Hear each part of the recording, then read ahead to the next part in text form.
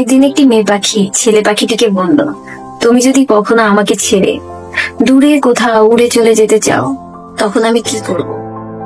তখন ছেলে পাখিটি বলল, আমি যদি দূরে কোথাও উড়ে যেতে চাই, তখন না হয় তুমি আমাকে ধরে রেখো।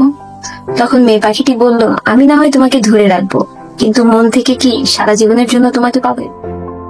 কথাটি শুনে ছেলে পাখিটির মনে অনেক আঘাত লাগে। তখন সে সাথে সাথে তার একটা পাখা ভেঙে ফেলে। তারপর বলে, নাও, আমি আর কোথাও উড়ে যেতে পারবো না তোমাকে ছেড়ে। একদিন হঠাৎ তুফান আসে। তারপর মেয়ে পাখিটি উড়ে যেতে লাগলো আর বলল, তুমি চলো। ছেলে পাখিটি বলল, আমার তো পাখা নেই, আমি উড়বো কিভাবে? তখন মেয়ে পাখিটি বলল, আচ্ছা, তুমি ভালো থেকো, আমি যাই। এ বলে মেয়ে পাখিটি উড়ে গেল। যখন তুফান শেষ হয়, তখন মেয়ে পাখিটি আবার আসে। এসে দেখে ছেলে পাখিটি আর বেঁচে নেই।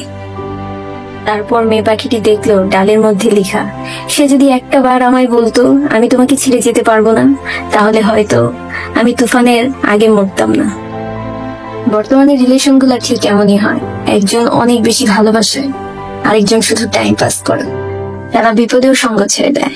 এর জন্য ভালো লাইফ পার্টনার বাছাই করার সময় অবশ্যই রূপ দেখে নয়, তার মন দেখে বাছাই করুন।